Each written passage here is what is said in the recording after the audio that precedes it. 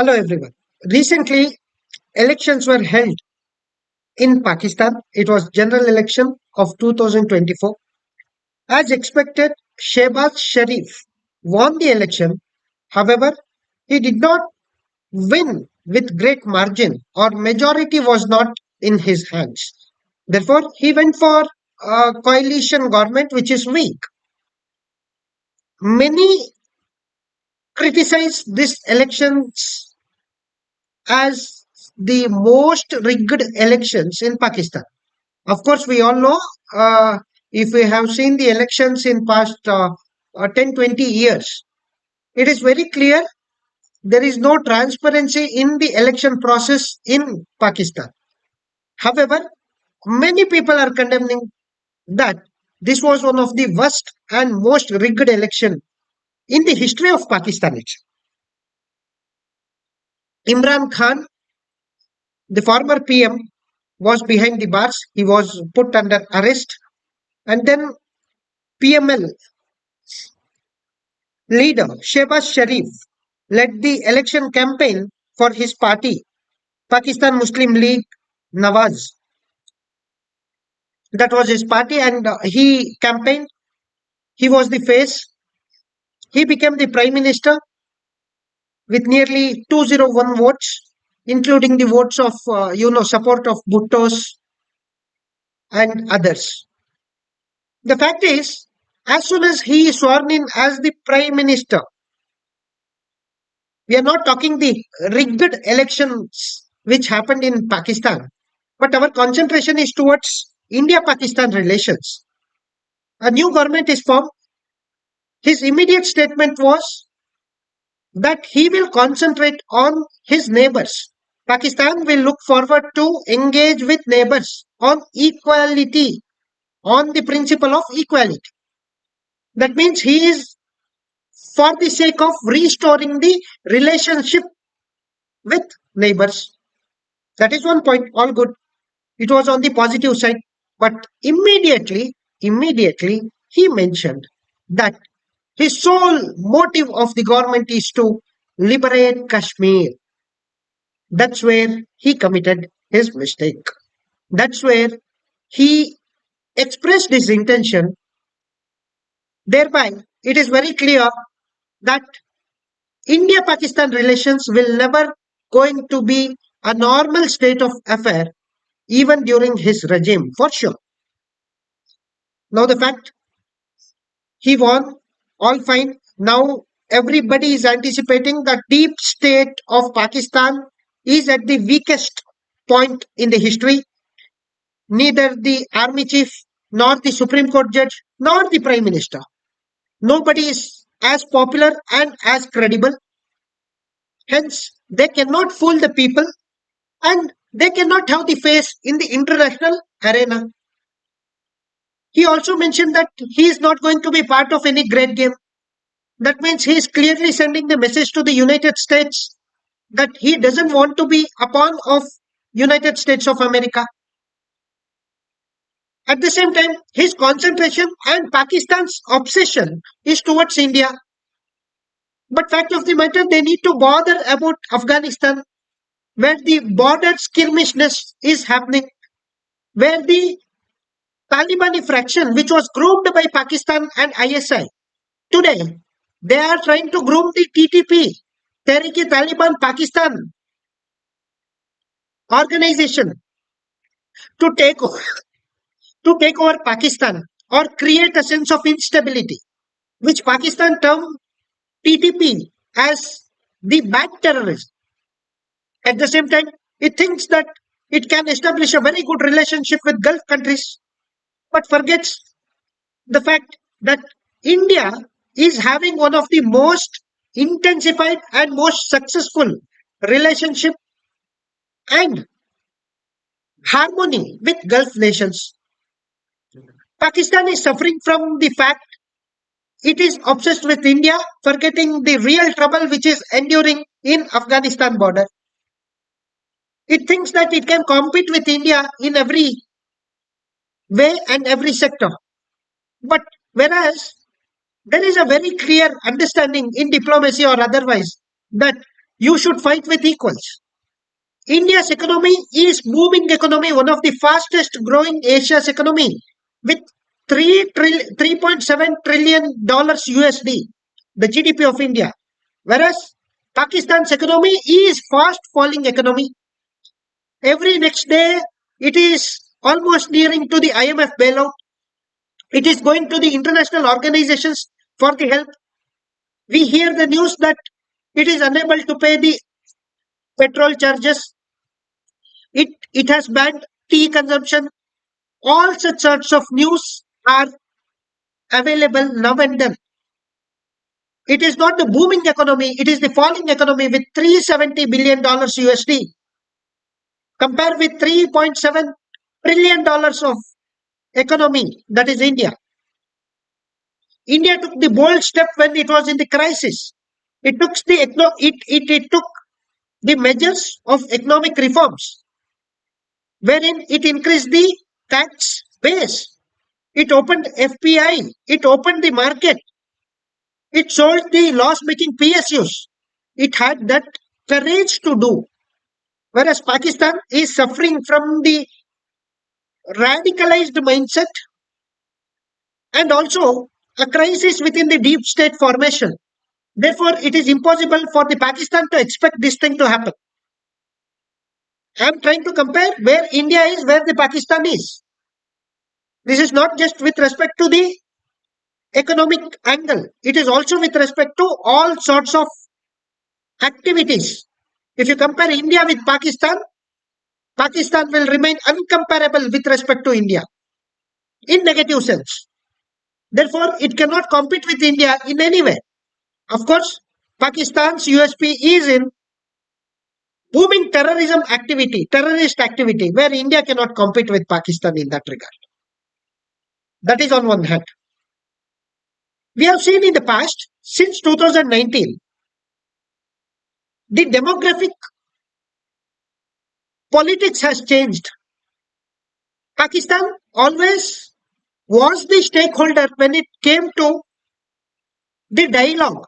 Kashmiri separatists forcefully indulged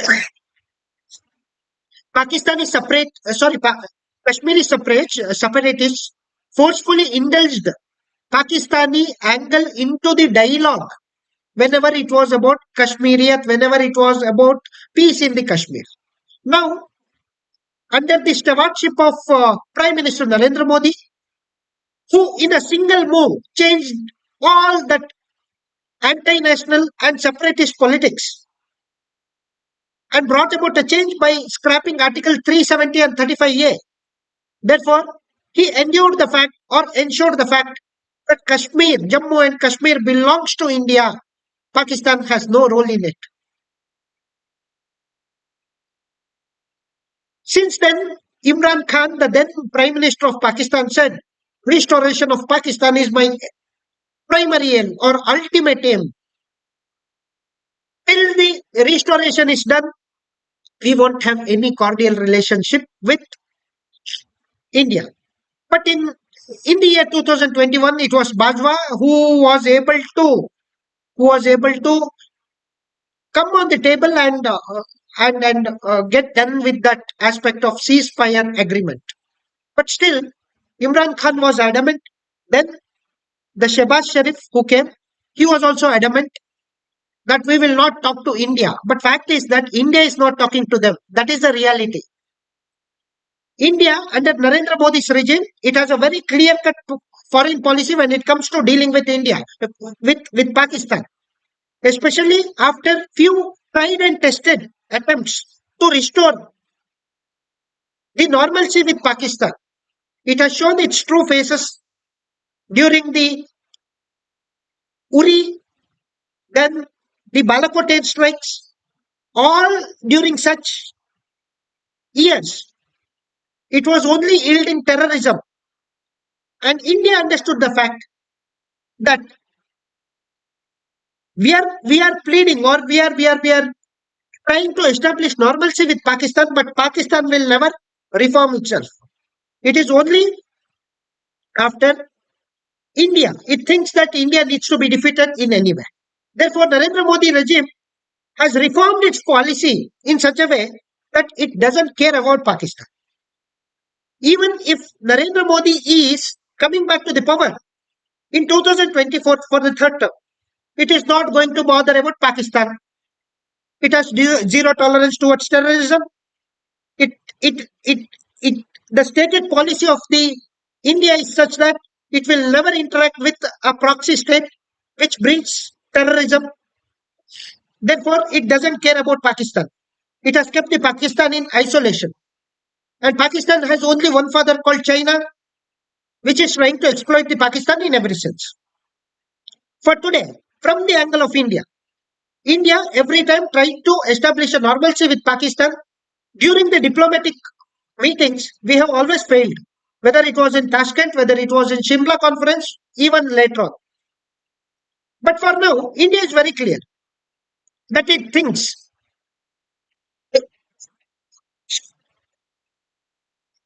with Pakistan, we have the tendency that engaging with Pakistan is like high cost, low returns affair. It is like high cost, low return affair. Always we thought if we are going one step ahead, Pakistan is going two steps backward. Understanding this reality, India has made very clear India will rise even without Pakistan. But for the Pakistan to rise, it requires India's helping hand. Therefore, it is not that India is requiring the Pakistan, but it is vice versa. Therefore, India has taken a very clear stance that it is not going to engage with a proxy state or a state which is obsessed with India unless it changes its policy. Pakistan has an option to change its policy that we will not talk about Kashmir because it's a closed chapter. It is impossible for them to get back the Kashmir ever again. Now the position is such that India will never ever will restore the Article 370. India will never ever. The idea of India is to take back the occupied Jammu and Kashmir. It is not that it is going to cede away the already, which is the parts which are already governed by the Union of India. That is very clear. But Pakistan's obsession with Kashmir in particular and India in general, unless it changes, we will not be able to see any changes with the Pakistan's or India-Pak bilateral relations. Pakistan's probable growth story, it's nearly impossible. But in economy, let us say that let us not keep it like that. But we will expect something, but not at the cost of India. Even if the new regime has come, it is weak. It is because of the coalition. To appease the radical forces, it is saying that we are with Hamas and we want to liberate the Kashmir. The Kashmir thing is an impossible task, and Israel doesn't care about Pakistan's opinion. In both the senses, Pakistan is being a failed state, being a failing economy. It is trying to appease the radical forces within the Pakistan. Apart from that, it has nothing new to give, whether to Pakistan, to the people of Pakistan, or to the world. That means even if the elections are held democratically, they are very rigged, and we cannot expect much from these elections. That's so disappointing for India's part and also for the part of Pakistanis. I wonder that under the influence, under the debt trap policy of China, that Pakistan may doom to fail. That is a reality. But it should not lead to devastation because India believes in the policy that the neighboring states should prosper along with India. And of course, they should prosper not by attacking India, by understanding the helping of hand of India and normalizing its ties with India. Unless it stops the obsession with India, there is no future for Pakistan. And if there is no future for Pakistan, of course, there will never be a future for Pakistani lovers and Pakistani half breeds who are living in India still embracing and thinking that Pakistan is our fatherland. Hell with these people, hell with Pakistan. The reality is that there is no hope left. Thank you. Think for yourself. Probably I may have given the most assertive way of doing the analysis of this election, but this is the reality. Without the opposition in the election foray and using the Supreme Court judge, military to favor the election results. Moreover, there is nothing left for Pakistan to do new thing. Hence, it is impossible for us to imagine any credibility from the newly elected government in Pakistan. Think for yourself. Dhanyavad. Jai Hind. Shreya Kaisar. Namaskar.